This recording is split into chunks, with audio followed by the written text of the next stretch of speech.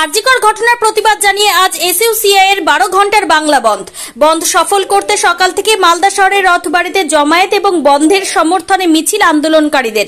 তবে এই বন্ধে মালদায় কোনো প্রভাব পড়ল না। যানবাহন চলাচল সকাল থেকে স্বাভাবিক রয়েছে, তার পাশাপাশি সমস্ত দোকানপাট খোলা রয়েছে। তবে যাতে কোনো রকমের বিশৃঙ্খলা না ঘটে তার জন্য পুলিশ মোতায়েন রয়েছে বিভিন্ন জায়গায়।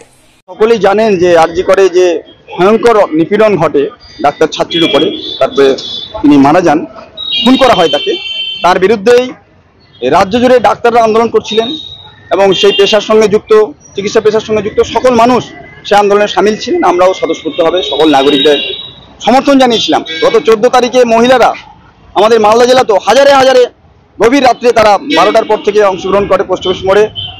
সেই সময়ে আরজিকরে রাতের বেলায় একদল দুষ্কৃতিকারী ডাক্তারদের অবস্থান মঞ্চ ভাঙচুর করে আরজিকরে এবং প্রমাণ লোপাটের উদ্দেশ্যে তারা ওষুধের ডিসপেন্সারি, ইমার্জেন্সি, তারপরে সিসিইউ সমস্তটাই ভাঙচুর করে এবং সিসি ক্যামেরাগুলো ভাঙচুর করে, যা থেকে পরিষ্কার হয় যে রাজ্য সরকার চাইছেই যে ধর্ষণকারীদের আড়াল করতে এবং যা প্রমাণ আছে সেগুলো লোপাট করবার জন্য। ইতিমধ্যে আমরা জেনেছি যে বেসিনে যে বাথরুমে ধর্ষণকারীরা হাত ধুয়েছে সেগুলো তারা অলরেডি ভেঙে ফেলেছে। ইতিমধ্যে প্রবল আন্দোলনের চাপে তারা সিবিআইকে হস্তান্তর করেছে। আমরা বিচার বিভাগীয় তদন্ত চাই, দোষীদের কঠোর শাস্তি চাই। শুধু সঞ্জয় রায় নয়, অনেকেই যুক্ত আছে এর মধ্যে।